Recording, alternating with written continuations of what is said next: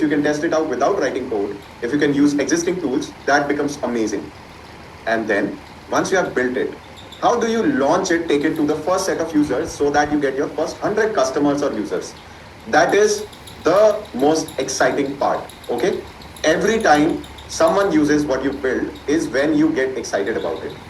Next is you need to collect feedback. You need to see if someone is using, what part of my product are they using, or what journey are they pursuing. Are they dropping off? Are they purchasing? Are they completing the intended journey, filling the right form, purchasing the right product, maybe clicking the right buttons?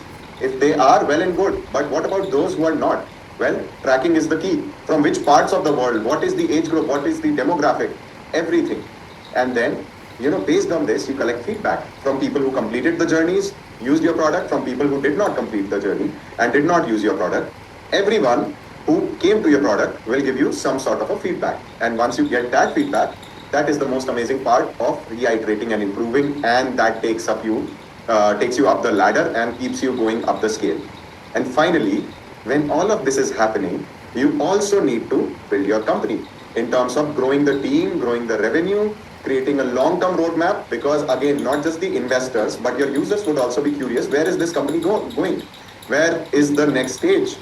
And obviously, if you are looking for, then there is going to be an investor pitch. Now, in this course, at the end, wherein we are going through that investor pitch, we are giving you a template and you build that, you present it to the rest of the world. And that is how this whole journey will pan out over a period of 8 weekends for the course. And let's begin with today's session. And let's look at the most practical steps that you have ever seen around. Maybe you know already, but you have not implemented. Everything is common sense with some frameworks embedded in, which will help you think more effectively. Let's begin our startup journey. So it all begins with an idea. Now, what is an idea? What is an idea? Probably it is something which comes at midnight.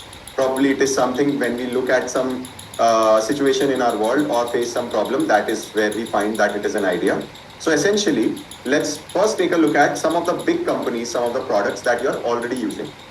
Netflix, going to video stores, dealing with late fee, and being tied to predetermined TV schedules were major pain points for customers. So you had to get up, get ready, go to the video store, rent a DVD out of the ones which were available by standing in a line, come back, watch that and return it. That was the problem.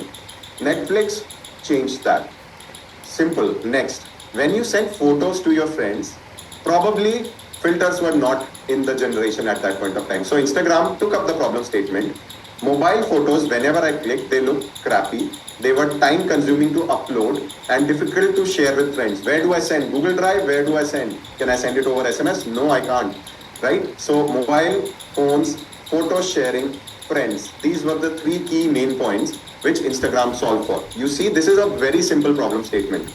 Right? Mobile phones, photos, friends. All three coupled together, problem solved.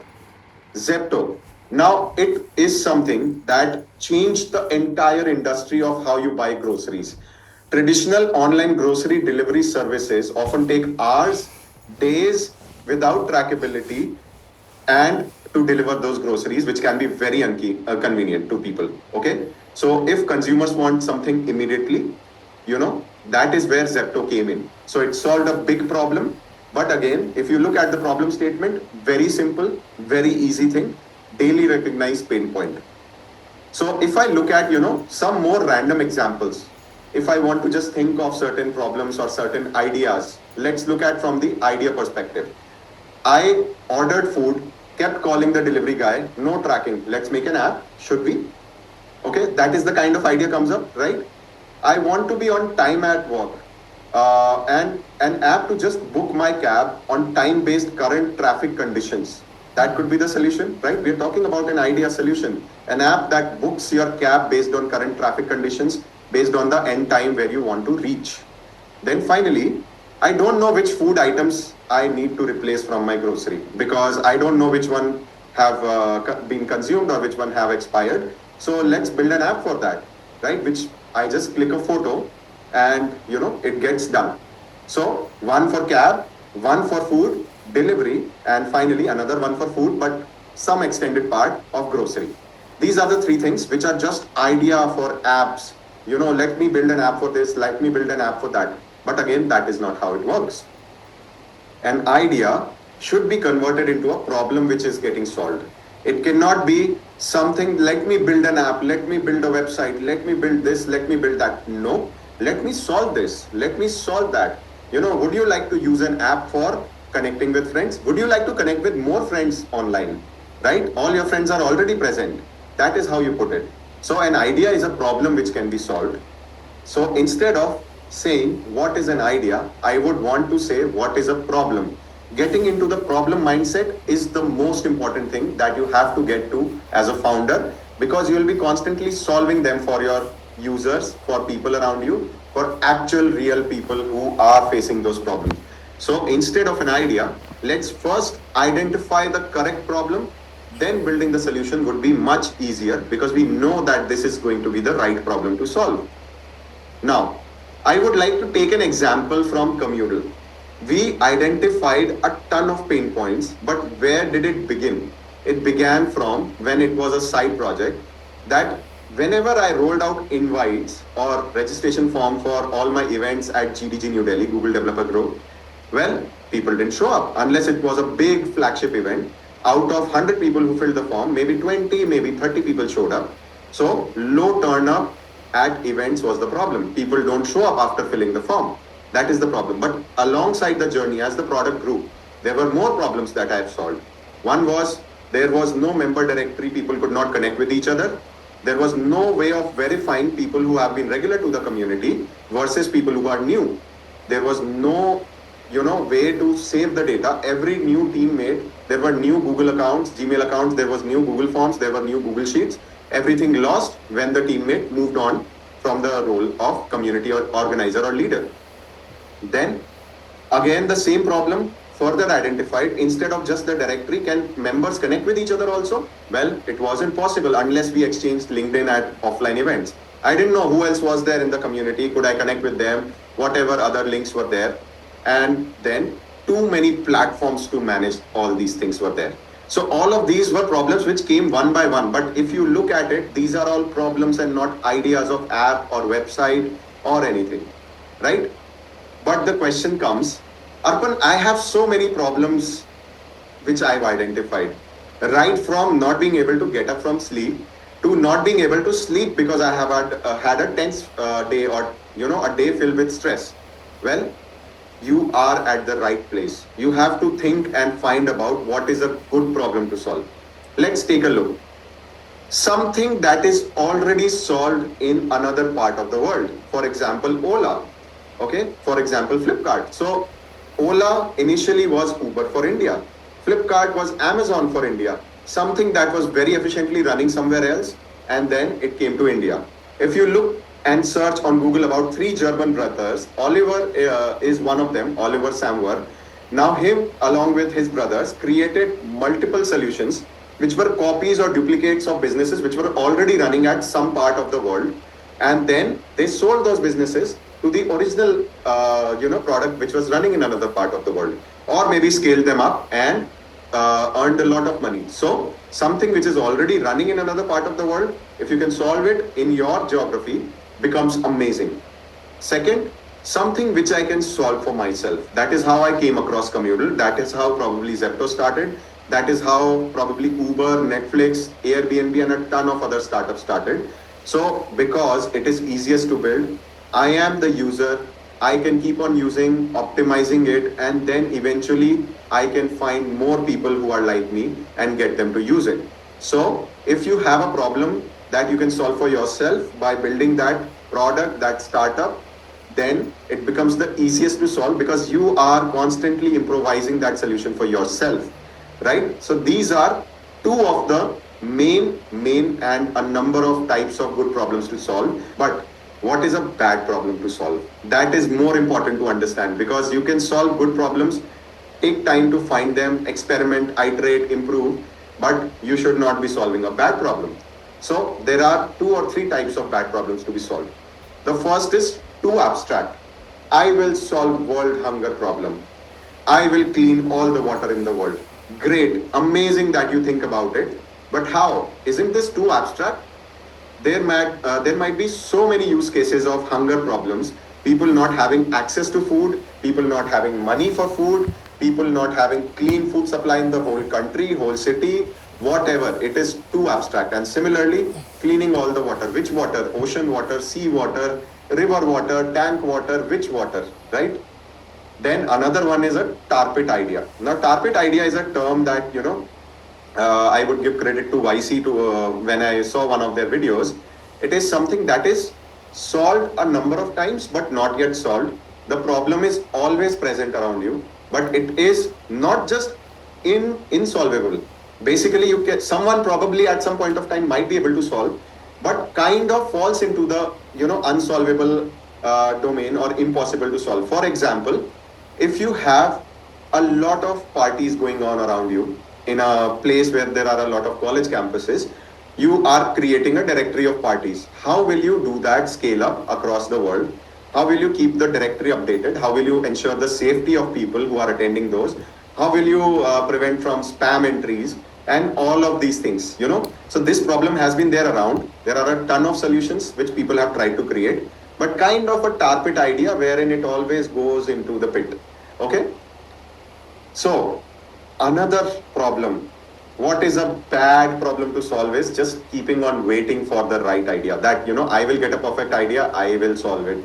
Let me just wait around, let me just, look around. If you're not in a hurry, if you don't want to do startup, this is a very good way, but I would not suggest it because it gets you out of the founder mindset to experiment, build, and improve. You get out of that mindset, it goes down the drain. And then finally, I have an idea, let me start building. We'll see whatever happens. Well, no. Just no. Do not start at the first idea that you have. You have to take time out, validate it, find the market, define what you need to build, and then build it, then find the users. If you follow the steps, it works out. If you're living in a world of assumptions, it doesn't. So, in an idea-driven approach, you also can question yourself. Whenever I have an idea, sudden momentary rush, well, is it just an adrenaline rush that I had because I saw a problem and I was sleepy, or maybe at a point of time with the right set of people who encouraged me and whatever conditions were? If it is, then you need to stop. Well, you need to ask, will people actually use it? Whatever am I building, will people actually use it? Because if they don't, then it is a big problem. You've wasted a ton of time. And then finally, why do you think people will use it? Okay, I'm going to build something, people will actually use it. Why? Why is a big question, right? So if you have an idea, you actually might begin building, but that is not actually how it works, right?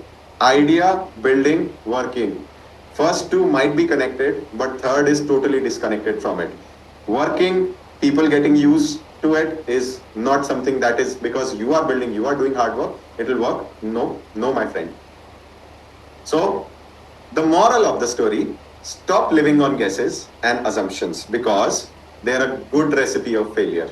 Yes, because even if you did some assumptions in proving some theorems in maths or physics earlier, they were based on logical assumptions, but again, they were based on a lot of knowledge that you gathered. Similarly, in startups, your assumptions come with a lot of experience. It should not be sitting around with a lot of ego and, overconfidence that, hey, this will work. Don't worry. I'll make it work. Don't worry, it will work. No, you don't have to think like that. But Arpan, you have told me everything, all the things about what is an idea, what is a problem, I should think about problem. How do I formulate this? So I'll bring you across one statement by Henry Ford. He was solving a problem. He built cars, but if he had asked the users or people, what did they want? From point A to point B to go faster. Well, they would have said, we want faster horses. Feed your horses better. They will ride faster. They will help me reach faster. So he said, if I'd asked people what they wanted, they would have said faster horses. Obviously, right? People never imagined cars till Henry Ford brought them to life. So there is a framework called JTBD framework. It is called jobs to be done. Now, jobs are the problems that you are solving. The problem is to reach from point A to point B faster. So job has a functional aspect. Well, I want to go from home to office and be back safely, easily, fast. Second is an emotional aspect in which there is a personal thing. The commute should be environment friendly, the commute should be comfortable. And then there is a social aspect, which is I want it to be seen by the world. I want the world to know that I'm riding it. My horse should be shining. My car should be black. My car should have big lights, big horns, and everything. Well, yes. Okay. So, definitely, this is something that is related to a job, but we have to look at the functional aspect first. If the functional aspect is defined, no matter if your idea is there, you have to convert in your problem, then look at the functional aspect. Okay. So, what is a functional aspect? Let me give you another example. People are not going to the market to buy quarter-inch drill or any drill. They want a quarter-inch hole that they want to create. And if I dig down deeper, they want to hang some pictures or, whatever that nail or screw they want to put into the wall is going to do. End goal is to hang something, to hold something on the wall and along the line. So they are not looking for a drilling machine. They are not looking for creating a hole. They are looking for something that will be hanged on the wall. Okay. Now, how does JTBD framework come into play? Let's take an example of this class, and this is very practical. So I would want to give you that instruction that you have to pay attention. Everyone, pay attention here. This is the most important part of finding your problem to solve. Okay, so let's look at JTBD framework. While I'm in this class, well, there is one thing which is functional that I discussed. Functional means that jobs are basically the same. The problem remains the same. Customer wants to buy products. Customer will buy products, but customer will go from point A to point B. The solutions keep on changing, right? The solution keep on changing. Problem is the same. Over a period of past 50 years, 70 years, since whenever cars would come into existence, even hundreds of years before that, in mythology, there were horse-driven carts. The job was same, to fly from point A to point B. So it is stable over time and job is a function. And finally, solution agnostic. Right now there are aeroplanes, there are, basically space shuttles, there are cars, there are boats, there are ships, everything. So solutions have changed and evolved, but the functional and stable part of the job is the same. All right. If I look at next, what happens in this video class? When I record a video, is the situation. My motivation is I want to see speaker notes so that I can deliver the correct things to you. Finally, I want to remember because I want to remember everything I talked about. So there is a situation, there is a motivation, and there is an expected outcome. When I record a video, I want to see speaker notes so that I can remember everything I want to talk about, right? Situation, motivation, expected outcome. This one line defines the whole JTBD framework in a nutshell. And you should for everything use this if you are building anything, solving a problem. All right, are you getting me? Are you there? Correct? Okay. Let's, look at some more real life examples. You might be wondering, okay, Arpan, let me, this is a very vague example because you are giving a video class right now and, this is something that you might be doing every day. So you are creating this example. Let me take up very simple examples. First is when I am writing code, I want to know alongside if there are any syntax errors so that I can fix them before I run that code. This is for developers.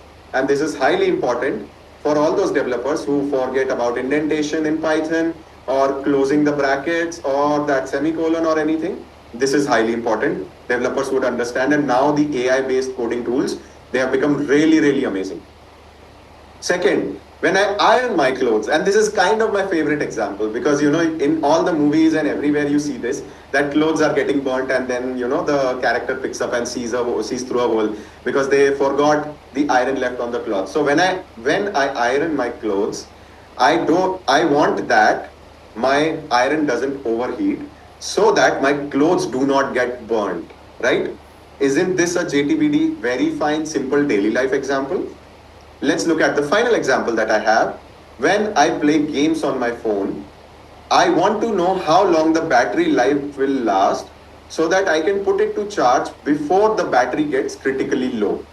Very simple, and people have created solutions over these, right? Even for the iron part, even for the coding part, all these solutions are there, and you can easily put it into JTBD. If you see, people will always be writing code and making errors and wanting to fix that. If you see, people will always need that laundry, whether from external, from internal. Someone would be ironing your clothes, whether it is a machine, whether it is a human. And people will always be into gaming, whether physical, whether on mobile. So we have considered mobile gaming here.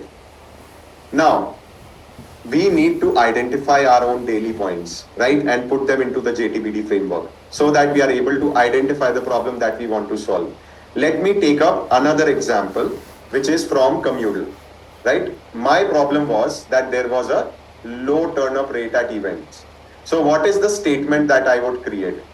I want, well, look at it. When I organize an event, I want all the seats to be filled so that our resources, the pizzas that we used to get, the speakers who are flying in from other cities or from other parts of the same city were driving in or coming by metro or cab or whatever, our resources do not get wasted.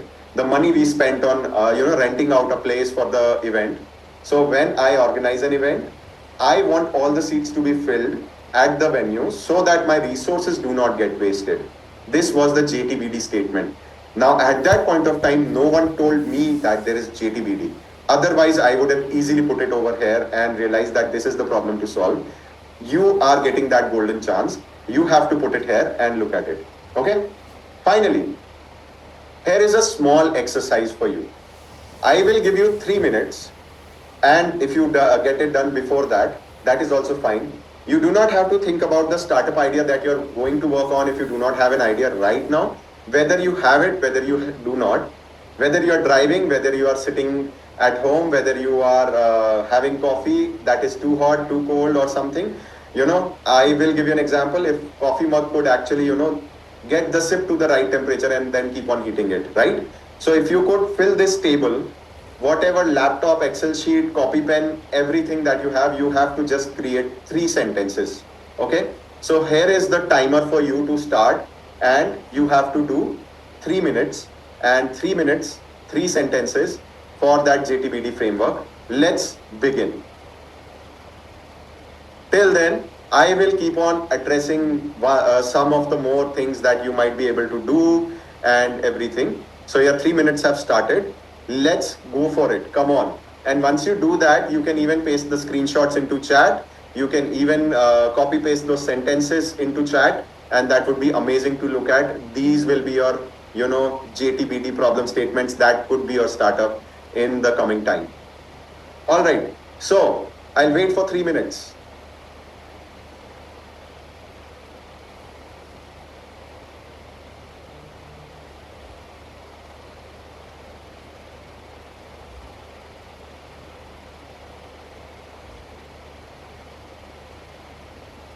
And alongside, let me keep on adding some extra gyan or experiences till these 3 minutes get over to disturb you. Let's see how focused you are, whether you are able to listen to me or whether you are able to focus on the when I want, so that. Okay, so I am going to find certain more situations. Okay, let me think of it. When I am sending an offer letter email to an employee, I want that I get an email receipt so that I get to know they have opened the email or not, because there are a lot of ghostings, right? So as a company, when I hire, I have to get to know that. Another one, the example that I took for coffee, because coffee is one of my favorite beverages, right? 2 jugs a day keeps the sleep away. So in terms of coffee, when I overheat the coffee in this mug and pour it in, so when I take a sip of the coffee, I want that sip should be of the perfect temperature, but the coffee should not be cold if I am having hot coffee. This is another problem statement. When I am giving you time to do the assignment, I want that everyone completes that assignment so that I can continue with the next slide in another 1 minute. All right, I hope you got the sarcasm. All right, waiting for 50 more seconds. After these 50 seconds, we'll be getting back to starting again. All right, who all have completed? Come on. Waiting for completion. Have you posted in chat that whatever you are building? Come on, come on.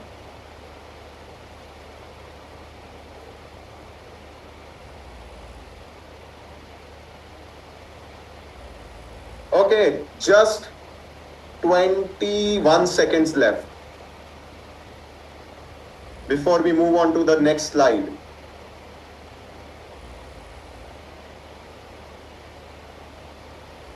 Make it as realistic as possible. Take up some hypothetical use cases, but get used to the JTBD framework. And your time is up. Before the alarm rang, or just when the alarm rang, I was able to switch. So let's get back to the framework. Okay. One more final thing that we are going to look at is finding an idea. So how do I find an idea?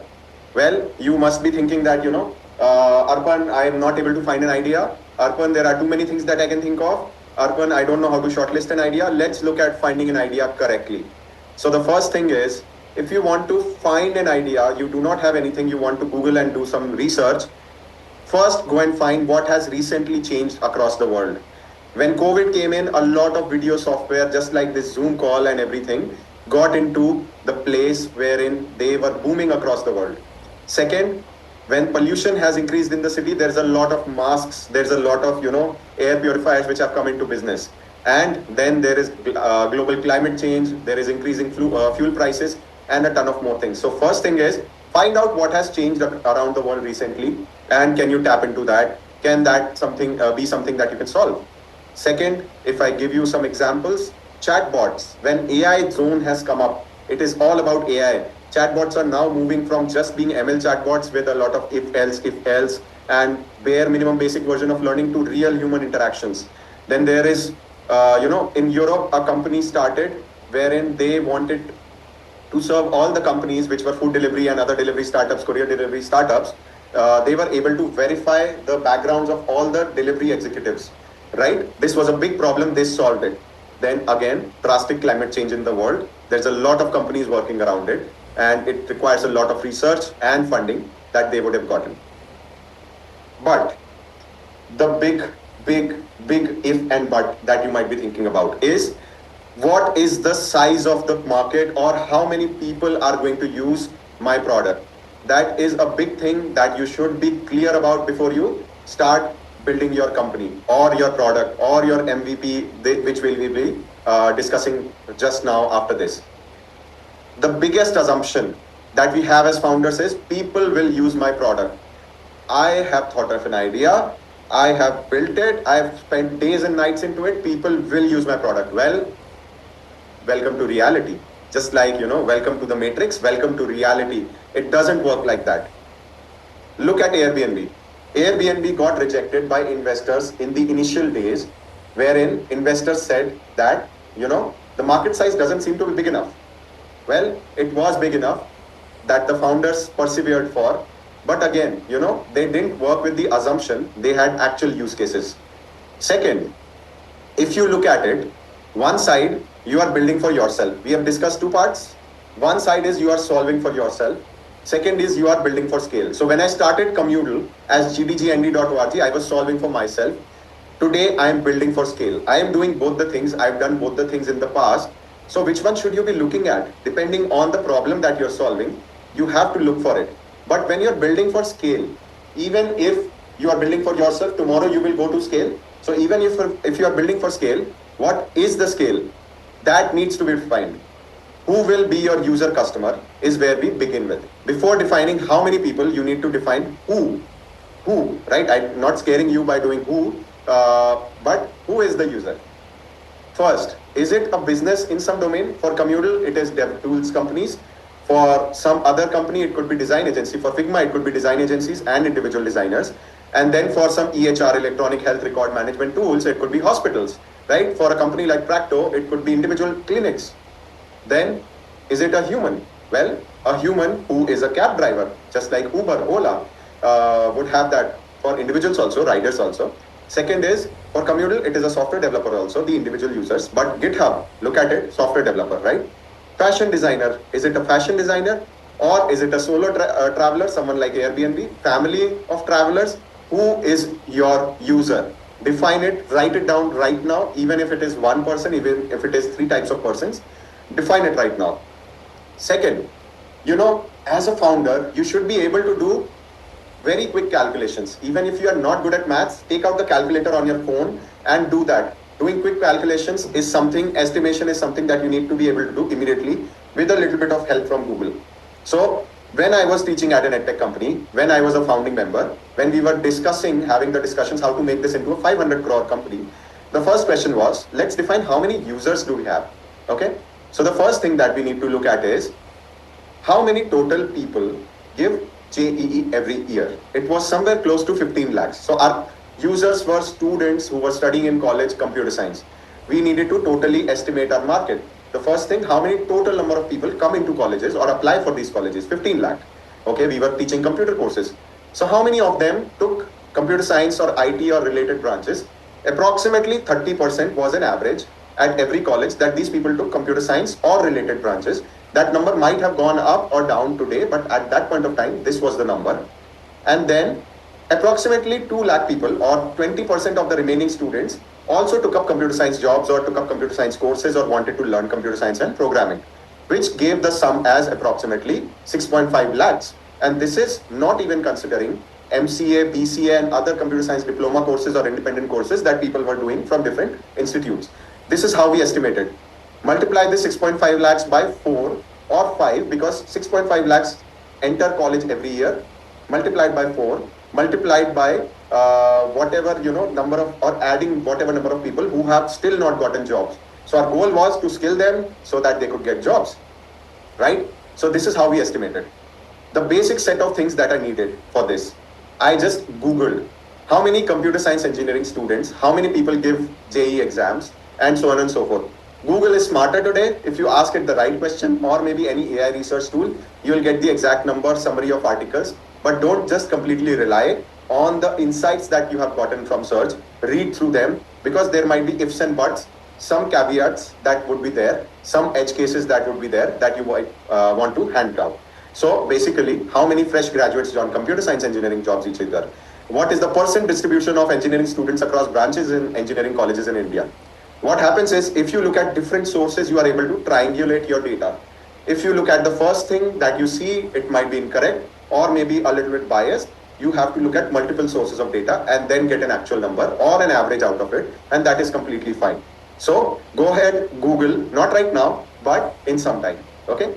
Next, when we have found out our target audience, you can get the answer directly from an AI tool from Google or do some quick calculation. Well, if I were to calculate how many first year students, how many second year students, how many students are free right now, not doing internships, all those calculations. But when your company grows, these 3 terms are very important. There is the first term, TAM, target addressable market. Now, target addressable market is the total number of people multiplied by the average revenue, average amount that person is going to give your company. Well, that is your target addressable market. Now for Zepto, it is approximately 45 billion US dollars per year as per reports, right? That is the total addressable market and that is going to keep on going up. Okay. More terms trivia. Second is a smaller part of TAM is SAM. Now these are not names belonging to some people. SAM is serviceable addressable market. This is the slice of the TAM or the pie out of TAM which can be served by a company or your products. For example, the whole edtech industry might be 100 rupees. Okay, I made a very big circle and said 100 rupees. But yes, let's take it to be 100 rupees. Now, out of this, computer science, digital marketing, and other courses would take up different parts. So how much is serviceable by this company, right? How much market is serviceable by this company? That is your SAM. Finally, serviceable, obtainable market. Now, how much can I actually obtain? Because everyone has a percentage of market. So what percentage of those 100 rupees out of those, let us say 60 rupees worth of market is for computer science students? How much of it is I am going to serve? That is my TAM, SAM and SOM. Remember, when you are going to be building your pitch deck, remember this webinar and remember to add Tam, Sam and Som over there. Okay. This defines how much market can you address, how much market are you addressing, and what is going to be your growth strategy after that. Moving ahead, giving a personal example, because personal examples are very much important. This is a slide from my Google for Startups Accelerator demo day, wherein a number of investors and other founders were sitting and we were presenting. I just did a couple of Googles. I calculated how many software developers are there totally in the world right now. How many are there in India out of that right now? What is the percentage distribution across the world, across different countries who hold the maximum majority of software developers? And finally, I also tried to look at, is this market going to grow or is this market going to go down, right? And one insight I found was 53% of developer marketers participate in communities. So my platform is a developer community platform, right? This showed the potential of the market and the growth of the market across years. That is very important to not just your investors, but fellow founders, users, whomsoever, and most importantly to you, so that you pursue that idea problem to be solved. Moving ahead, another exercise comes up. This is kind of the second last final exercise for you. Another 3 minutes. You have to define in 1 word, 2 words, 3 words, maybe maximum 5 words. Who are your users? Who will be your users? First, maybe you could define by work profile. Maybe you could define by life profiles. Middle-aged people, elderly people, young kids aged from 18 to 25, right? I don't know if 25 falls into the kid zone, but yes, just adding there. And maybe these are software professionals, maybe these are doctors, maybe these are, influencers. And then ask Google what will be my market size, how many into the type of people, that will be your market size. Just calculate the market size in terms of only number of people, that is also good enough, right? And finally, define, is your business going to be addressing businesses or individuals or both? It could be B2B for businesses, B2C for individuals, and B2B2C if you are engaging with both. Example, Zomato engages with restaurants who engage with customers in turn. So it is B2B2C. All right. So your time starts exactly in a couple of seconds. I will just share my screen again. All right. Just a second. I think I am going to be looking at the timer now.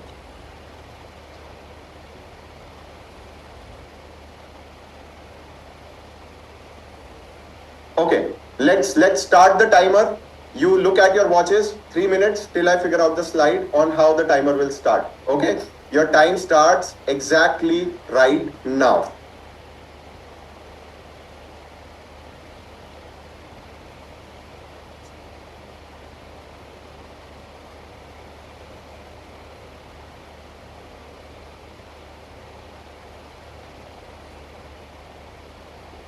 So just to repeat, it is exactly 1 p.m.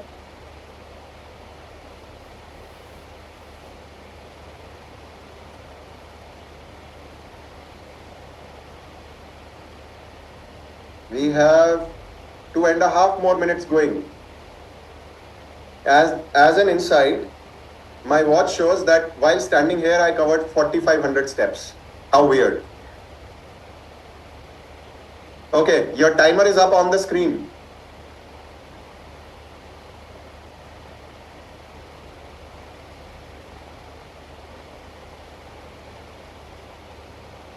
Okay, we are on the screen now.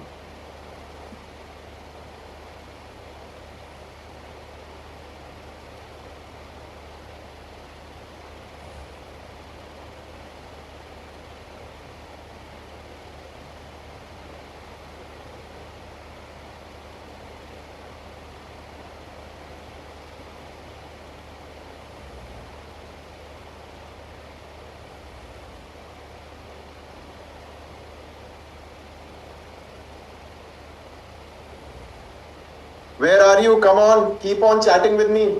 Tell me, did you find out who are your users? Come on, tell me. Okay, the first thing is you have to tell me who are your users. You can keep putting that in chat or your notepad. But from that notepad, copy paste, if not by pen pencil, but at least type on the chat, I'll get to see. Unless your idea is a secretive idea, which you do not want to share, you can at least share the type of people, right?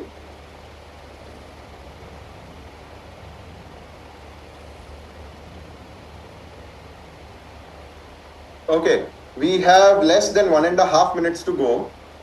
You are getting all the leverage, all the extra time. All the leverage you are getting because of a technical glitch. Amazing. Okay, waiting. Come on, people. Next question. Who is going to be your market size occupant is done. So the next question is, how many total of those people or businesses, or how much money does that occupy in the market right now and 5 or 10 years from now? Come on, Google it. Googling is an art. Or maybe estimate it, do a rough calculation, that is even better. Use a calculator if you cannot do mentally. And do not be very generic. All of the people in the world, right? Try to narrow down as much as possible. As I said, all the dev tools companies, I could have said all tech companies, but I said companies which are building tools for developers, right? So you have to narrow down.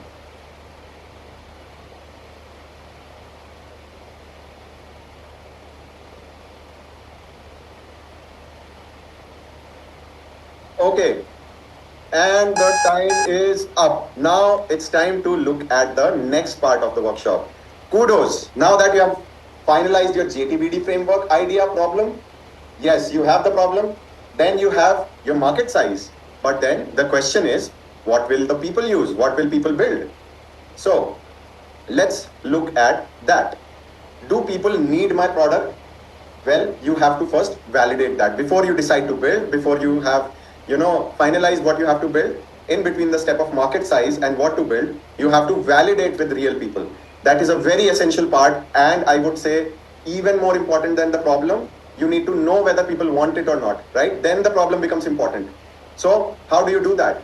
Well, let's look at how not to do that first in this masterclass. The first thing is, you are directly pitching the solution. That is the worst thing that you can do, and that too to the wrong people. For example, if you're asking people that I want to showcase, I want to build, or will you build an app which basically people can on video try glasses or spectacles directly on camera. Well, everyone will find it exciting, or some people who do not adhere by it, they would be like, why? I will go to the shop. For example, initially when Zepto came in, well, people were like, I'll get fresh milk, I'll get fresh bread. Why do I want to get it delivered, right? But today, people are craving for it to enter its city, right? So you have to get there. You have to ask for whether you are facing the problem and dig down deeper. Now, within the course, we'll have a complete laydown of the steps. But again, let's still take a look at it in the deep part of how to validate. Second, a very bad thing to do is asking someone who is a doctor whether you want an app which is like Instagram to click pictures so that you could share it with your patients. Maybe not, right? Patients are not friends. Similarly, asking your engineer friends whether you think I should build an app for writing prescriptions online. An engineer would be excited because you are building tech, right? Get out of that engineer zone for a while. Get into the founder mindset. You have to think from the problem solution perspective. So do not ask the right question to the wrong people. Okay, it is kind of the wrong question to the wrong people. So do not go there. And again, do not rely too much on family and friends unless they are the right users, right? Unless they are the right users, do not rely, because family, well, extremes. Either they're like, oh my god, my friend, my son, my sibling, my daughter, or my nephew, niece, whomsoever is building this, I'm going to support. Go all gung ho. Right? Or on the other hand, why do you want to do this? Get into a streamlined job that is a more comfortable life, and you'll earn much more. There will be less struggle, and so on and so forth. Do not rely on family that much unless they are the right user. For example, one of my friends, he's building something related to lawyers, and he has more than 10 lawyers in his family. So they immediately become the right set of users. Finally, if someone says, these are the final two most important points in validation, bad validation. If someone says that you should build it, you are too inspired. Yes, now I will build it because that person has said no. Definitely not. Right? Do not rely on someone's yes, someone's no. Research. And just the opposite of that, if someone says you should not build it, again, no. Do your own research. Don't go by the words that anyone says. So, assumption is wrong. Do not validate in isolation. Do not accept yeses and nos when you are pitching the solution. Pitch the problem, get people to say what they want, and then figure out a solution which works with everyone. Okay, so disregarding negative feedbacks is kind of an ego issue or founder bias that everyone suffers from. My product is the best. No, begin from my product.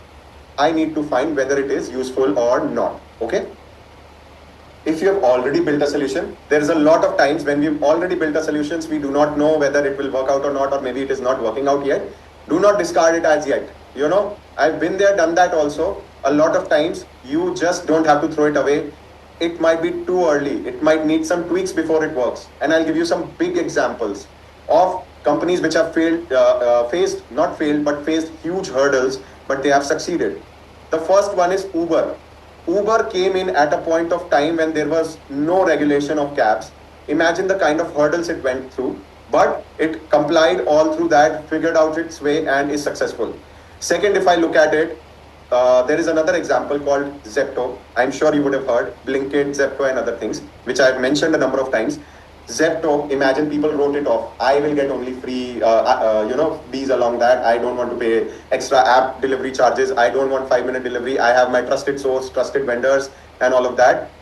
Everything Zepto proved wrong. They figured out. Okay. Finally, there was an idea Airbnb, which I said already was rejected by investors. Okay. So, coming to the most major example. Last year, what happened was Razorpay was instructed by RBI not to onboard any new merchant accounts. Imagine the kind of compliances that they would have went through to enable that again and when starting the company. This is at India level. If you look at Stripe, they are serving multiple countries. Go study their story. You will find out how many struggles, how many, compliances they had to build through, and still they are building through to comply, to detect fake inputs and outputs in terms of money, and still they are surviving. So don't just give up, even if you have built something, unless you have logic behind it. Validate the problem, not the solution or the product first. I want you to look at this app. Will you use this app? Will you use this website? Will you use that car if it was faster? No. Do you want to reach there faster? Do you want to get a problem solved? Okay, that's it. Then you build an app which solves for it. You do not pitch the solution directly. You pitch the problem, identify whether it is actually a problem or not. So now what to do in terms of, I think you have learned what are bad validations, and you've now through those bad validations also learned what is good validation. So in terms of what good validation could do, there are certain key points. First is you have to have your clear problem statement, which you define from the JTBD framework. Okay. Second is, again, you have defined target users, who and how many. Who is very important because who defines how many. If your who is wrong, how many is definitely going to be wrong. Third, outcome. Now this is something, outcome we have positioned in terms of, the solution, or because I want this to happen, so that is the outcome of what we are doing. There is another outcome that you have to think of. What is the loss to the user? Is it monetary loss? Is it frustration? Is it some other loss, time loss? What is the outcome of the problem? And then the solution will be the opposite of that, right? The most important thing, when it comes up, you have to have a business model. How will you earn money out of that, right? You need to know in the long term, how will you earn money out of that? How will it make money? How will it impact? However, there are some cases which are ideas which take a longer time to earn money. There are some cases, for example, in case of e-commerce, you earn money from day one. Then create a hypothesis of this whole thing working so that you are able to relate on paper that this is my problem statement, target users, outcome, probable solution and business model and everything, and so on and so forth. That is how it gets done with the hypothesis that this is how it is going to work. Then you keep on breaking your own hypothesis. You are not assuming, you are creating hypothesis. My user will go from here to here and use it. My user will purchase this product and use it like this and reorder it in these many number of months, so that I will follow up with them over an email. And finally, out of all this hypothesis, you have created a business model and everything. You need to ask, will people actually pay for it? Whether they will pay for it or not, right? That is something that you need to validate. And you cannot just directly validate Will you pay for it if I develop this app? Will you pay for it if I develop this website? No. Don't ask the people in general, run a pilot. And that is what we learn in the course, how to run a very successful pilot. Let's look at how Communal was validated. Now, this is a long story, but I'll pick up the most interesting parts. The time starts from 2018 when I had this problem wherein people were constantly registering for the platform events, not platform, for GDG New Delhi events using a Google form, but they were not coming to the event in that numbers. So that was the problem. I created a basic solution. Now that solution is something I'll discuss in a later slide right now. And then using that solution, I basically was repeating the same process again and again. That solution was working out so much so that we had more than 90% turn-up rate across the next 1.5 years. So much so that Google was kind enough to invite me to Google I/O in 2018. Yes, at Mountain View, where Google delivers their latest product updates and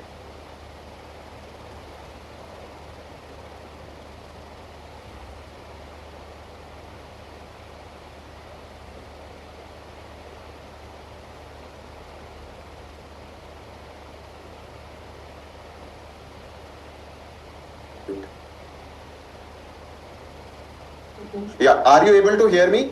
Can you please put it into chat if you are able to see and hear me? Okay, great. We thought there was a technical glitch. I was scared, all the gyan went going into air, thin air. Okay, great. So coming back, what happened was just before Google I/O, there was an event wherein more people across the world, around 300 were selected and we were able to network with each other. So I, being a chatterbox by then, talked to around 120, 30 people that what problems do you face in your city, in your country? What problems do you solve in terms of event management, in terms of community management? How are you able to solve them? What tools are you using and everything? Turned out everyone was actually facing similar set of problems and were waiting for the right tool to come out or were happy with whatever it was going on. I was so motivated that I solved it. I did not tell them the problem solution there that, I'm solving it like this. And I was just using Google Sheets, Google Forms only. No tech built up by then. And I came back and I coded it. So I had to change 3 metros going to the office. In the morning, I used to code. Coming back, I used to deploy, I used to test and plan for the next day. At the end of 3 months, I was standing on the stage at one of our flagship events called DevFest and pressed a button which was completely managed by, the tool gbgnd.org, which was the earlier version of Communal. I pressed a button, said feedback emails in your pocket. Once you fill those forms, then only you will get a t-shirt or the swag or the goodie at the end of the event. So happy that my side project was getting used. For the next 1 year, it was lined just like that. People were trying to set it up. We were using it for GDG New Delhi, not improving it just like that. But 2019 is when I would say the bulb lit up looking at the bigger picture. So 2019, Google was kind enough to invite me again to Google I/O. But one thing changed. I got to talk to global DevRel leaders, not just from Google, but from more companies, more countries, and found out the data that they were losing because they were using multiple platforms. And also I got a chance to represent India and deliver a talk at Google I/O in the community lounge on how to build scalable communities. Surprisingly went well. People were able to relate with the problems, right? And then I told them that I am solving it like this. This is where it struck that this could become a bigger solution. And this is a very big problem in the amount of data that people are losing, in the amount of network that people can build, and so on and so forth. These are a couple of glimpses from that talk, if you see. And yes, this is in Mountain View in Amphitheater. So this is how I validated. Talking to real people, I did not have a framework back then. I did not realize I was going to build a startup. But now I know if I go back to that time, I would want to follow this path, which I followed unknowingly, made a lot of mistakes. Fortunately, you have this knowledge now. Now, moving ahead.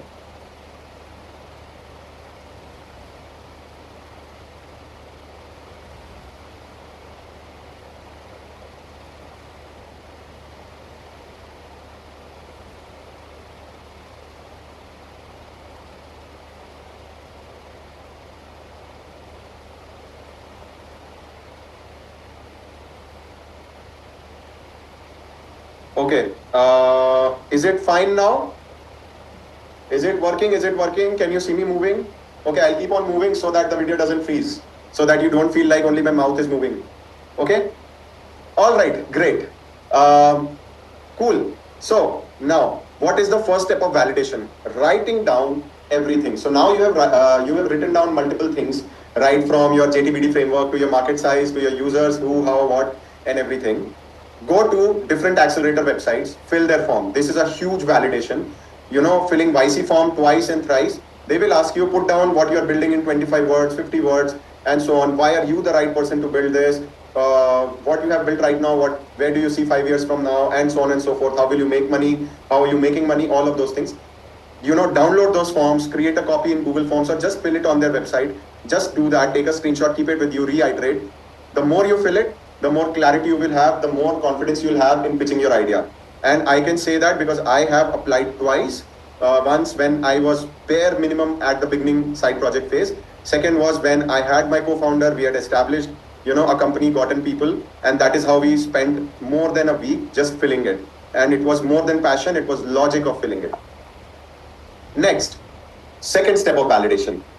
You have basically reached out to people, you have talked to people, pitched them the correct set of questions. But what is happening online? Internet is a huge world.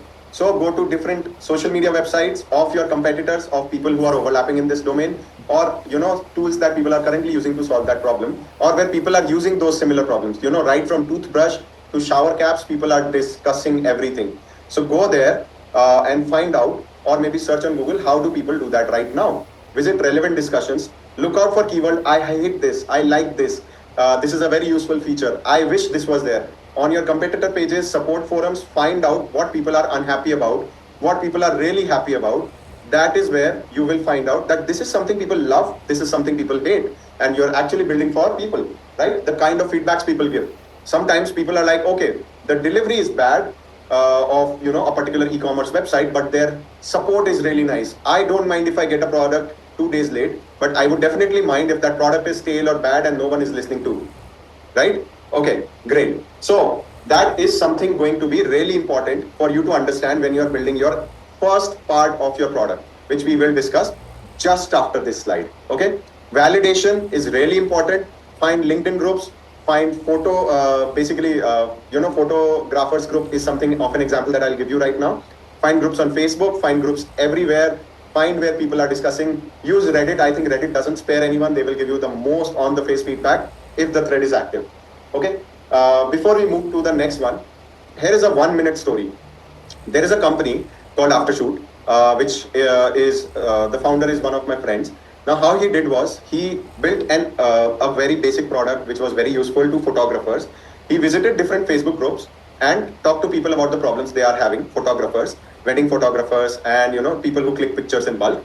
And then he basically, what he did was he gave them a free trial of their product, unlimited free trial, and told them we are in a beta phase. Now, when he released the product in production, he just told them that we are moving to alpha, not from beta to alpha, but from beta to production. And then he dropped them a discount code, and it was like, okay, everyone was ready to purchase because that product, that tool was saving them days worth of work, doing that for them in under 15 minutes. So that is how he found validation for his product. And you could find also from validation comes early set of users, right? People are really excited. But what will my users use is the question, that question, everything that your users will use. And trust me, you do not need to always build tech for it. In a lot of cases you do, but in most of the cases, you will find that you do not need to build tech for it. MVP is the keyword that you will need to understand. So MVP, what will my users use? My users will use an MVP. MVP is the minimum viable product, the most useful product, the most valuable product. It is the first version of your startup's product that people will use. And I will share the story of Commutable very soon. You will be surprised how it was running. But let's understand MVP in a little more depth right now. What was Zepto's MVP? Zepto started with a WhatsApp group with an elderly woman as its first customer, as per the details available online. And then they kept on adding more friends from the society during COVID times.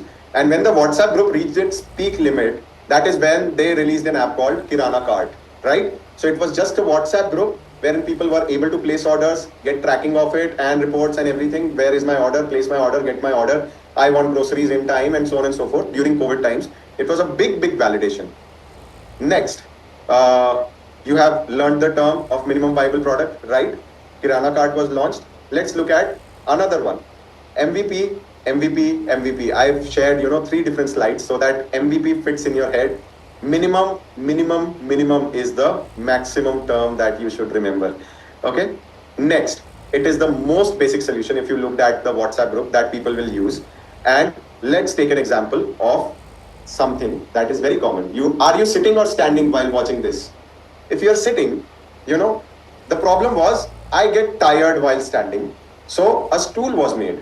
Now you can sit down. You can actually put your legs and your torso to relax. Second, improvement came into MVP. We added a backrest also so that I could, just lay back.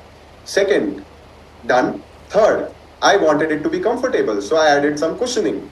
And then the final product, when it improvised, it came out to be a sofa, a recliner, wherein I could essentially sleep very comfortably. So it began still as an MVP, as 4 pillars and flat cardboard on it, which is called as a stool. Then it kept on becoming more and more and more comfortable or sleeky or design oriented for different occasions, different uses. That is how MVP works. Only thinking about whether your product has legs. So MVP helps you decide whether your product has legs or not. Okay. Now, it is the most valuable product. The most, because you can always go back and say, I started from here. That is how I validated. That is where I achieved my scalability. Now, the first case study that I want you to look at is communal, obviously. How I did was the problem, people not showing up at events after registering. So people were not showing up after registering at events. The first thing was basically, I rolled out registration forms earlier, Google Forms. People filled it, people did not come. Everyone was invited. Everyone was like, okay, if you have filled the form, come to the event. But not working. So next that I did was, being a little finicky about, improving. I said, let's divide it into processes or parts. First thing, if you fill the form, there is no guarantee that you will be invited. This is an invite-only event. After people who have filled the form, if they filled, out of those who filled correctly or maybe properly or more interestingly, we used to select a set of people and send them another form which had just yes or no, RSVP form. Now people who selected yes, we used to send them another email putting everyone in BCC who said yes, that this is your unique entry pass, and there was nothing unique about it. We mentioned just a small line. If you have this entry pass and if you don't show up at the event, the probability of you getting selected for the next event is going to get lower. Wonderfully worked for the next 3 years up till COVID came up, 1.5 to 3 years. We had more than 90% turn up rates, and for some events which were flagship events, because uninvited people also show up, it was more than 100%. Right? This was my MVP. This was the minimal viable product or the most valuable product that I built initially to validate, and which shaped up into communal later on. Now, if you're wondering what does communal mean, communal, community plus doodle, community and creativity, that is how the name came up. It was in dire requirement because people were like, how can we use it under gdgnd.org? My community name is different. So we created a common name. Okay. The tools that I used, do you see I created tech anywhere over here in the slides? No, I did not. Let's look at second case study. Zepto, I've already discussed. The problem was fast deliveries of groceries. So if I look at MVP, WhatsApp group in terms of MVP was to take orders.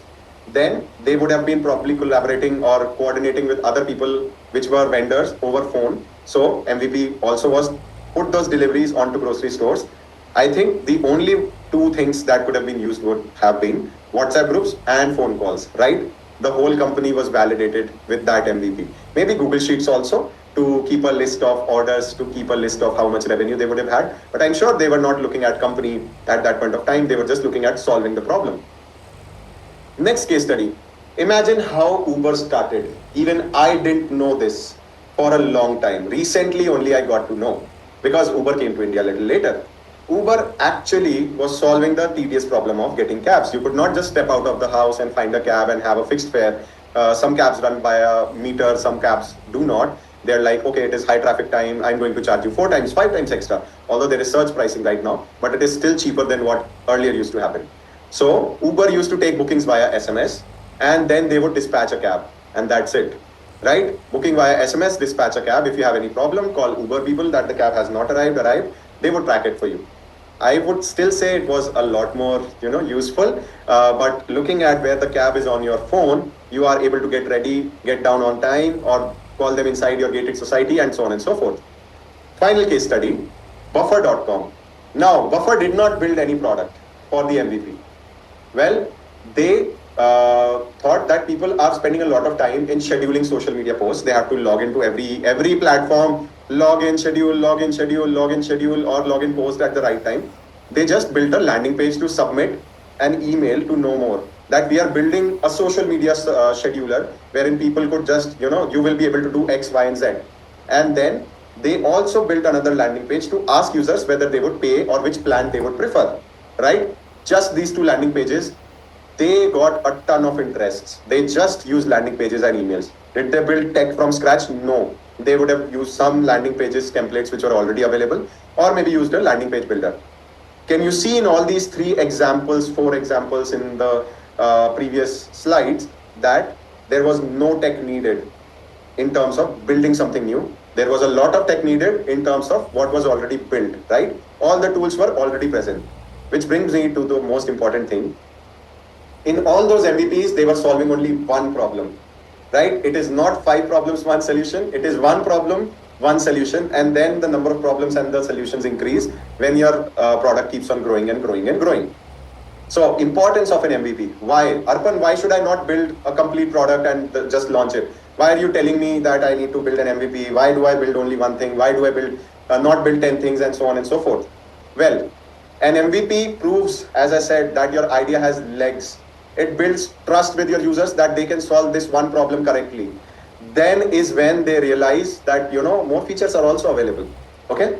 Now let me take the pointed benefits of MVP, which I've already discussed. Building an MVP saves money, right? Spending 5 months building an app and realizing it is nowhere to be used, or building a go down for your e-commerce wherein you are not getting orders.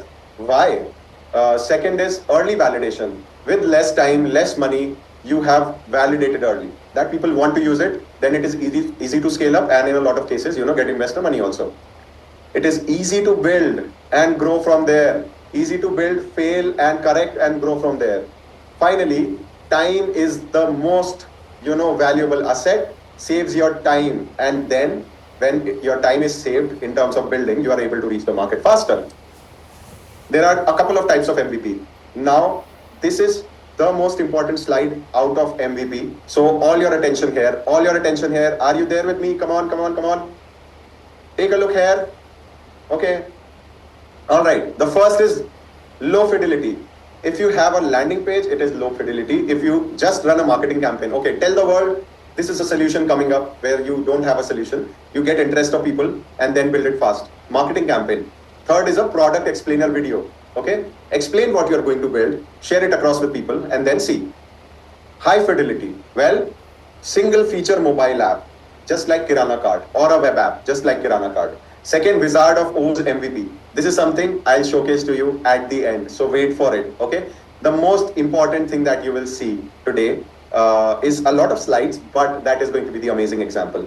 And piecemeal MVP, multiple tools integrated into a solution. For example, Communal, initially Excel sheets was multiple tools integrated into one, and there's a lot of companies, ton of companies, which have multiple tools integrated into one. And even at Mastry, we are using multiple tools for a lot of things which are integrated together to provide you a seamless experience. Had we been building tech for each and everything, wow, time, right?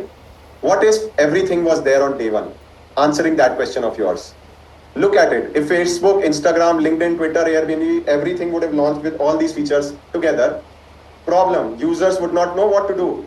Lack of goal, clarity. What is this for? Is it Instagram for posting? Is Instagram for video? Is Instagram for commenting? What is it? Can I also post? Can I not post? Can I create a reel? Can I not? Similarly, Airbnb had experiences and everything. Should I post photos of my experience? Should I, do this? Should I do that? Well, you have to think what you have to build. That is the most important thing. The first build, the first feature, the first solution that you are giving to your users. So let's take an example of finding an MVP. And this is the final leg of the slides. And, pay deep attention. First, recognize the problem and look at it. My first problem that I was looking at it was, and there could be multiple reasons to a problem. Low attendance at events. Probably I did not create enough hype or outreach or visibility. There are a couple of solutions and a priority that needs to be described here, right? I could do regular social media posts maybe. I could use different tools like social media and Gmail by doing email reach outs. There might be another reason. There might be another reason, there might be another reason, and another reason. I validated that some of these were not true. For example, bad previous experience was wrong. Everyone had good experience. We looked at it from feedback forms and so on. No enough target reason. Well, priority -1. You can see that that was wrong. Okay. Although I have not given minus probability to priority to the bad previous experience, because we always want to keep improving the experience. Then let's find our MVP. What if that MVP journey would have been with Urban Company, or which was also known as Urban Clap earlier. I hope everyone knows about UC. Do you or do you not? Come on, tell me. I've mapped one problem with one reason and then solution and tools needed and priority. Okay. Find trusted home service providers, beauty service, home cleaning, plumbing, etc. was the problem. Reason, no verified online directory. I don't know where to find them. And my society also doesn't have it probably. Solution, let's build a directly. Let's build a yellow pages for all of them. Tools, Google Sheets or maybe print out of pages. Another could be no standard price, right? Another could be no feedback mechanism. Another could be no punctuality. All of these problems come with a reason. If you see right from negative feedback, won't matter because they are services, customers, everything is disconnected. One customer is not talking to another, right? Service maintainers or service providers, all of those things. There is no log of, how many places do I want to visit. I might forget, I might get late, or people are calling me up, I'm not reaching on time as a service provider. So all of these things, if you look at it, problem, reason, what could be the solution, and what tools do you need, and what is the priority. If you list all of these down, reprioritize them, the highest priority and the core solution of your product is done, right? That is your MVP. That is how you define. So now you are equipped with building an MVP. But do not get into the infinity loop of perfection. Do not get into the zone wherein, oh my God, I'm going to make it perfect. I'm not going to release it. If it does the job, if it is functional, if it is usable, then release it, completely release it, because building a product is an infinite journey, and launching is not an infinite journey. Launch as soon as possible, correct, improve, build, repeat this cycle, right? Okay. Another important point, your MVP, this is a term or trivia term, simple, lovable, complete. First example, Zepto. I ordered grocery, I got it delivered in 10 minutes. Airbnb, I found a low-cost place to stay for a conference that I'm attending. Uber, I found a cab instantly at a low price and it arrived. Your users want a solution, not an attempt to solve. So whatever you're building should function, should work correctly for that one problem that you're solving. Let's finally take the next two steps to think about how to, or what will my MVP look at. This is for an example for Zepto. So let's say this was the steps. The first step was user or the customer will share grocery requirement. Admin receives that requirement order and sends a payment link. If the payment is done, now that diamond box is like yes or no, conditional. Okay. If the payment is done, then admin calls up the Kirana store and places the order, because it is the guarantee of the basically admin or Zepto owner to get it delivered. They will have multiple Kirana stores. Then admin updates the customer, tells that your order is on the way. All right. So it will be reaching in 10 minutes, 15 minutes, or whatever. That is it. The journey closed. Share grocery requirement with the admin. Admin takes a note, sends the payment link. This is the amount you have to pay. Once the payment is received, I will reach out to my partners, place the order, and ask them in how much time they will deliver. And that's it. If they don't deliver in time, I'm not going back to them. So they also want that money, right? Now let's look at what tech might be needed at each step. Grocery requirement. A catalog of all the groceries might be needed, right? That you can keep on preparing as the customers grow. You can keep on improving that. Maybe a Google Sheet, Google document link. Second is basically once the admin receives the order, they will put it in an Excel sheet that these are the requirements that have come in and this is the total amount, and create a payment link, paste it in the sheet, share it with the customer. Once the customer makes the payment, then they update the amount and they update the status of the order, and using SMS or WhatsApp. Finally, when the order is received by the customer, admin updates the Excel sheet, and that's it, done. That is the MVP. That is how Zepto could have operated. That is how your MVP could work, and you do not need to build tech. That is how a strong validation can be created. Okay? Very easy, simple. The closer you are to your MVP, the closer you get to building a tech solution if you are really tempted to. But I would still say if you don't need a tech solution, you don't need to build it. Right? You could run a complete tech institution without building a tech solution. You could run a complete grocery store without building a tech solution. Now here is the big OZ or MVP example. What did Amazon do? Even when it had a website, it used to take orders online, pack them themselves, and take it to the courier shop to get it delivered. Right? And if there were returns, they were doing it manually. Right now, everything is manual. Machines go fetch, put, or every rack is numbered and everything. They were doing all of it manually, optimizing the racks. Okay, all the Harry Potter books need to be together, all these books to be together, and everything and so forth. This is what their website looked like if you look at it on your screen. Okay, they were delivering everything to the post box, post office manually to be shipped anywhere else. Cool, correct? Imagine where Amazon started, you can also start today. So once they had the model of online delivery sorted, why not offer more products after the books? And today you know where Amazon stands. Today you know where you are sitting and ordering from Amazon. So you are very successful in ordering and getting that support, and so is Amazon. Let's keep building. I will complete this and hand over to Rohan Bhai because he is going to share really, really important details which you do not want to miss out, and some surprises for you at the end. Not any surprise anymore, Rohan Bhai. Probably I shouldn't have said it. So one thing, a lot of companies have their dog food apps. So it is called eating your dog food. If you have built something, do not release it to be tested by the users. First, test it yourself. Iterate, no matter how boring you find.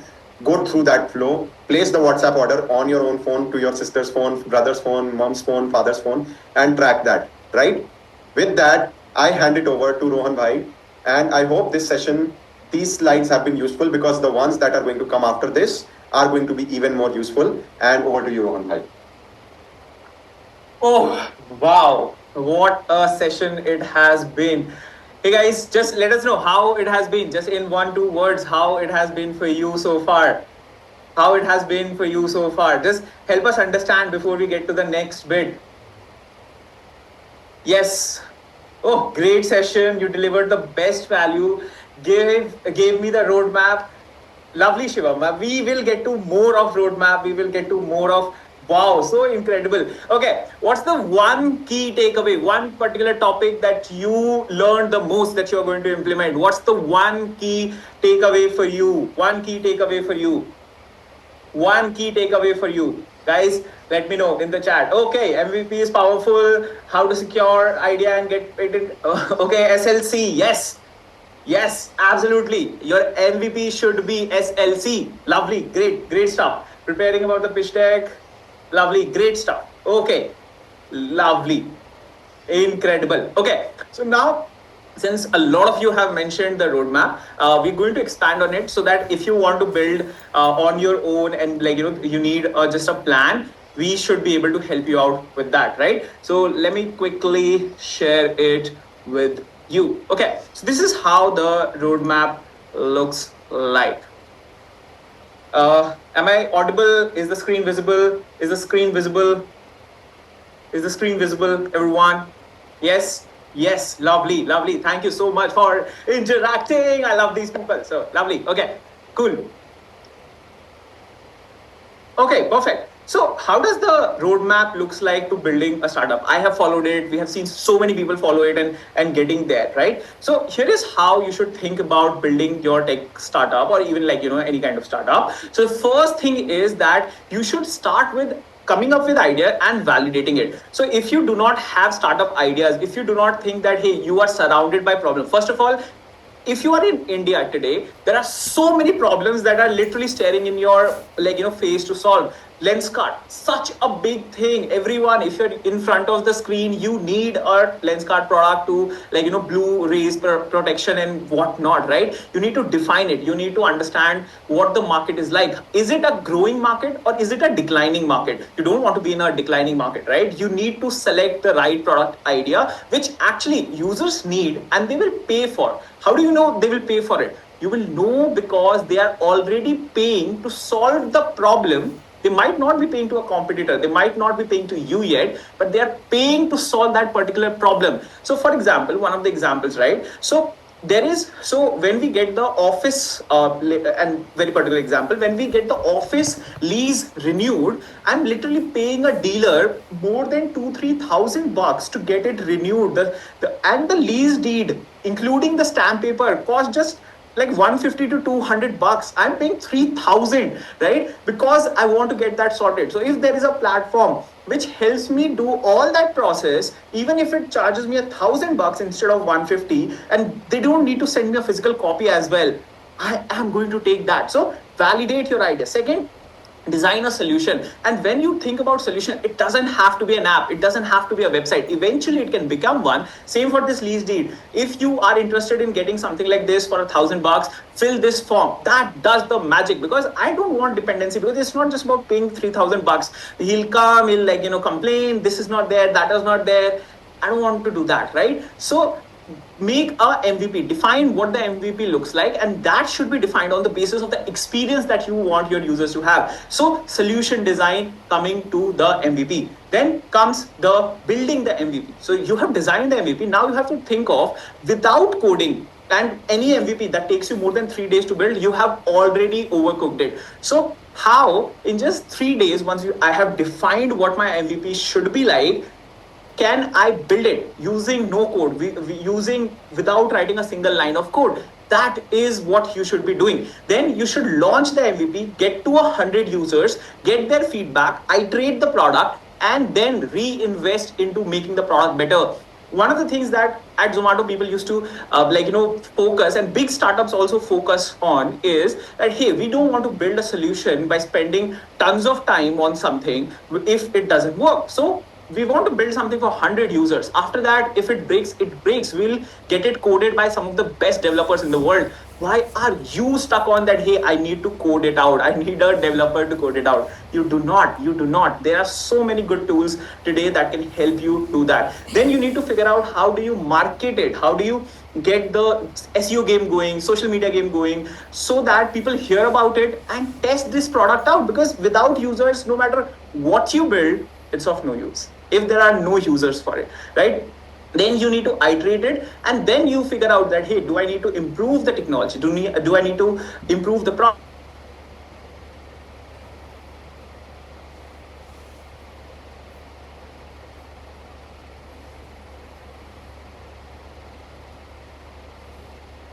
Data focus on. Do I need, hello, can you hear me, everyone?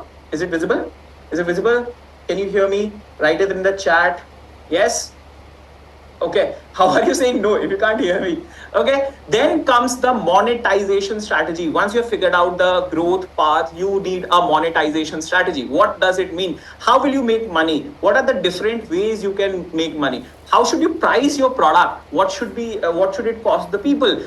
How are you going to track how much money are you making? Are you profitable or not? Different things you need to keep in mind in order to get this going for yourself, right? Now, then comes the last part, which is the scaling product. For this, you need to build a team. For this, you need to build better technology. For this, so now that you have got some users, you might require some funding. And since people use your product, you will be able to get funding much easier than if you were just going, hey, I have an idea of digitizing the laundry service. You're like, dude, there are local laundries, people go there. So if you get traction means users using your product, they're spending money with you, then you get funding easily. So this is a roadmap that you can follow and actually build a startup which actually creates value for the people, and you end up making money. You end up living a life of your dream as a founder, right? Awesome. Okay, but I understand that doing all this on your own is difficult, and there's so many challenges that founders face, and especially if right, and there's so many challenges that okay, let me go back if that is what we want. Okay, so we know that figuring this out alone is very difficult, and there are so many challenges that founders face already, right? Whether it is coming to the lack of clarity of how do I start, whether it should start with the idea, whether it should start with the product, whether it should start with a marketing strategy, whether it should start from how do I make money, where should I start? Second, it's very hard to figure out that what the demand is, and making a Google search is easy, but you need to get more nuance than that to understand what is the market size really, how much can I like really attain in next 5 years, right? That is very important. How do you validate the idea that, hey, is it worth building? Can this actually become something that is $1 million startup or $1 billion startup, unicorn, right? So then coming to the part that people are not from technical background, and but they have figured out a good problem, they might have a good product idea. So how do they go about building it? Eventually, if you're building a tech product, you have to get developers, you have to get an engineering team, but this should be when you have, let's say, 500,000 customers, not before that. Not before that. You should not be waiting for, like, hey, I'll build the product, then the people will come. Never happens. Never happens. I know about a startup, 3 years spent in building, one legal thing changed, and they were not able to launch. All the money, all the time. Founders were very awesome in terms of they were getting great salaries at MNCs. They lost all of that. All the money wasted, all the efforts wasted because they did not launch to people, start getting the revenue. Revenue is important. Cash flow is very important, right? Their inability to understand what people need and pay for, because what you think is valuable and how you make money off that is very different. Google Maps as a service is free, right, for you, at least as a user. But how does Google make money out of maps? That you need to figure out what people need and what will people pay for, right? And this can be figured outable, right? Like if you like, so basic funda of making money as a product company is, if you have tons of people visiting your product, right, you can run ads. If tons of people love using your product, you can add them subscription. If tons of people are like, just there, you can charge a like transaction fee for every transaction that you allow on the platform. And there are tons of other ways to actually make money once you understand this well. Now, how do I even build without coding? Very important question. What should be my go-to-market strategy? How do I reach to my first 100 users, and then from there to 1,000 users? How do I go about that? How to, like, obviously how to get to 100 users, how to build my team. If I need to hire people, what should I be looking for? Is it just the degree? Is it just the experience? How should I build a team that I can be I can rely on, that they will build the best product out there? And how to scale, how to raise funds. These are some things that people struggle with.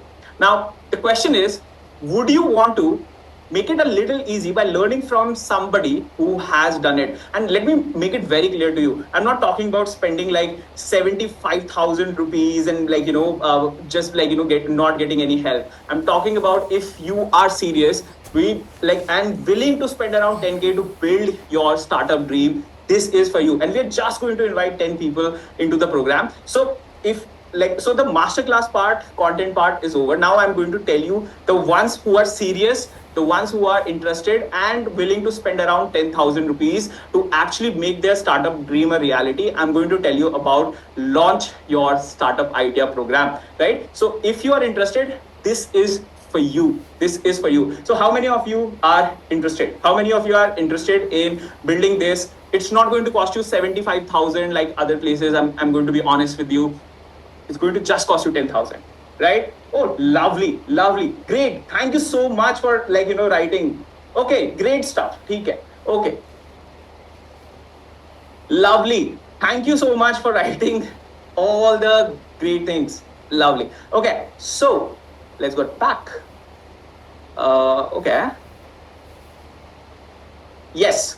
So this person has already, I'm talking about Arpan, of course, he has already helped 70 plus founders building their startup, right? And they are very much doing great stuff, already launched MVP, getting their users, right? This is a picture from the last call. All of these are founders who have built their products, their MVP with Arpan, and you could be the one joining the next call as well, right? Now, how these students went about building from idea to working MVP in just 30 days, most of them not coding at all, and then they have launched it, right? Now, let's talk about OAS. OAS has launched a platform where you can get guidance, you can actually connect with VCs, you can raise fund for your company, you can work in a startup, right? And he was able to build HiveBiz, which is the product that he's creating in the program itself. And it was just 30 days he took to actually go through all the modules, apply the learnings, and be able to build it. As you can see, he is writing that it has been a great journey. It's literally his testimonial, and he presenting the idea. He's pitching. He has created a pitch deck for the idea after building the thing.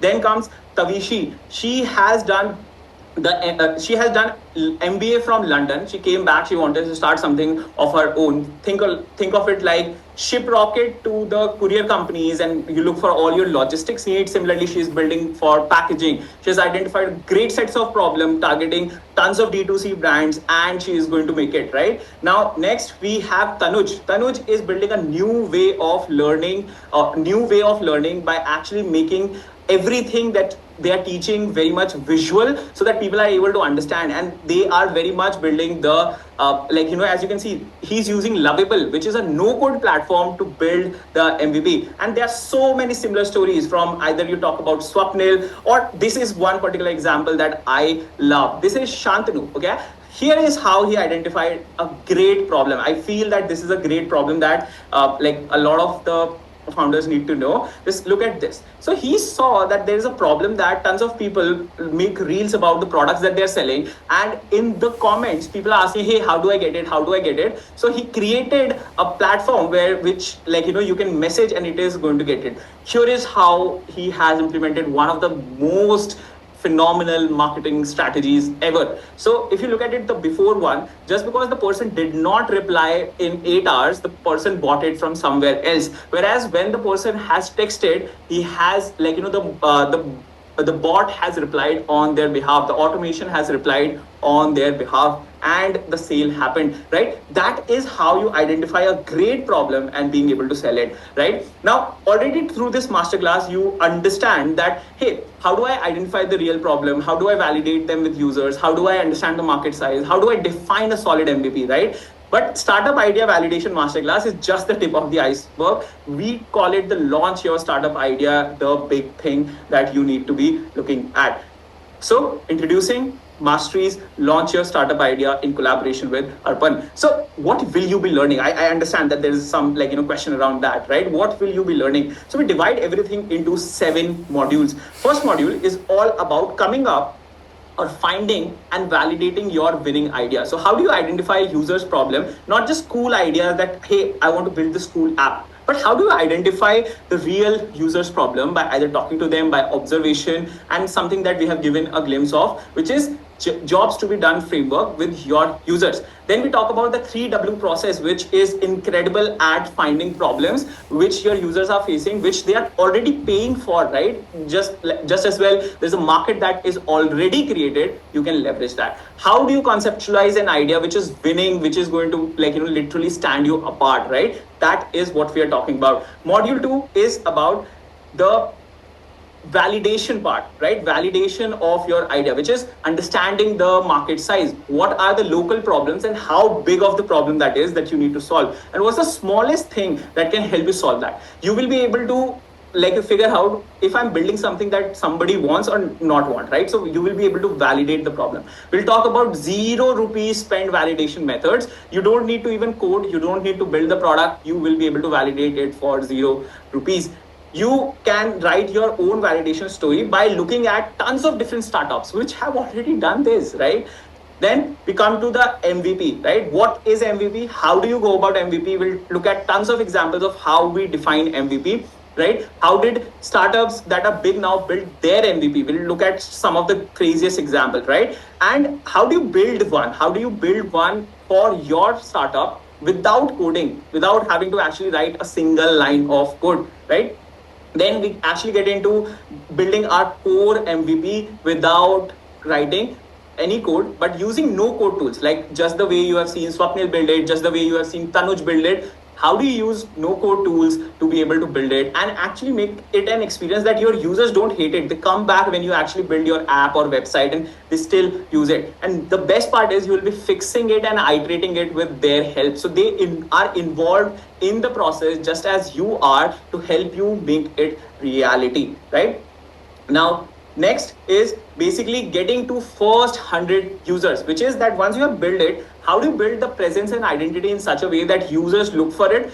How do you generate organic and inorganic traffic so that people want to use it? So how do you get to 100 users? Whether you want to reach out to people, whether you want them to explore you and find you, we will learn that. You will learn $0 launch traffic campaigns. How do we go about doing that, right? And How do you build an email list that, hey, when I launch the final product, I already have tons of people waiting for this, right? This is what we want. Then comes the building the product mindset or the founder's mindset, that where you move from that, hey, I just want to create this feature, rather than you focus on what does my audience value and how do I deliver it to them, right? Focus on the 21% that makes the most amount of difference, right? How do you take the user request, the user's feature request, not deliver it and still make your users happy, because probably they don't need that. As Henry Ford said, if you ask your users what they want, they would have told, like, faster horses. Instead, that he built a car, right? That's what it is all about. And then we are going to also understand, if you have to spend money, how do you make sure that your money makes more money for you, right? How do you use AI to actually build faster and better, right?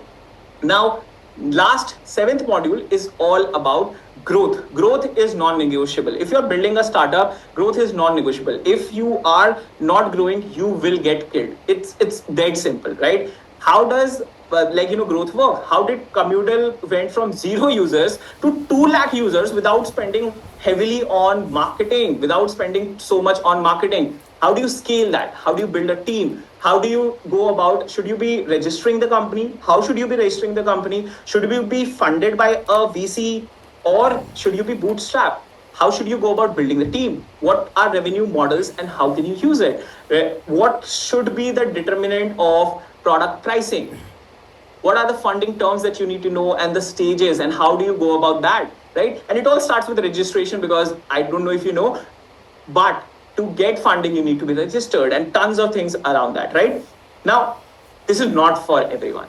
This is for the specific kind of people, like first time founders, people who are on the second sprint. First time they tried, they lacked some things. Now they're trying to rebuild it. Now they're looking for some structured way of going about the process. This is what it is. And it is coming from a person who has worked in 4 startups in the building stages, and then 2 of them have raised crazy amounts of funds, right? That's crazy, right? These are for innovators. So if you are in college, you're trying to build something, this is for you. This is for side hustlers who are trying to do something on the side apart from the professional gig, whether they are working in a company, startup, or MNC, and they're trying to build something on their own. And obviously for the founders with no tech background, because for MVP, you should not require much tech or any tech, right? After that, or even if you require, you can rent it from others who have built great products already, right? Now, once you get to a certain users, then you can get the technical people in the team and then build it, right? So founders and innovators who are looking for guidance to build their startup, that's what we are looking at, right? So now the question is, how will you be learning, right? Because it matters. So first is 7 modules of guided lessons with exercise dropped on a weekly basis, so that you can do it step by step, right? It's not that, hey, just go through all this. No, it's step by step. Secondly, it's all that you do is weekly hands-on project, just like the small exercises you did. You do multiple of those to get clarity on the thing that you're trying to build, the problem space. What should you be building in the MVP? How should you launch it? You do tons of small exercises to be able to figure that out. And now this is the incredible value that you don't get at most places. For 6 months, you will have a monthly call, right? Where you can directly ask your doubts to Urban. You see this one, you will be a part of a very similar call where you can ask your doubts directly, whatever you're facing challenges with in launching your startup. So think of this as 6 months of helping you, right? Just launch and get to users, right? This is incredible value, in my opinion. We never got that, but you have a chance to get it. Now, you have lifetime access to all the content, and that's not it. We have done 15 plus done for you templates, which each and every one of them optimized to help you reach to your goal of launching, right? And all the free of cost updates. So we keep updating the content, obviously, right? Because tons of other things. So for example, in some time you will see that we'll add tons of demos and tutorials of how you can build it with no code, right? No code tutorials currently we refer to somebody, but now you will be able to build it in the course itself, right? So the program itself, right? Obviously you get a certificate for that, but that's not all. We do not stop there. We go slightly deeper. So a lot of people say that, hey, MVP is cool, but sometimes I want to try multiple MVPs because I have multiple ideas and I don't want to spend too much on it. Okay, heard you. MVP defining canvas. It's incredible. With just a canvas filling 9 boxes, you will be able to get clarity on, should I build this if I have overcooked it already. Step by step startup guide from validating to actually getting to TAM or the SOM, whatever you're trying to do. Also to actually how do you go about go to market strategy, right? Your build in public guide, how do you build it with the community where people are already invested, that they want you to succeed because they want to use the product, they're constantly giving you feedback so that you can make your products better. How do you study your competitors, whatever they might have built, right? You can learn from them. You can learn from, hey, they spent 3 months on building it, nobody is using it, but they built something which is very small but tons of people are using it. Why not just build that for now, make it better, and get started? Okay, we'll talk about the business model canvas because I'll be honest, there's a very famous thing that I believe in.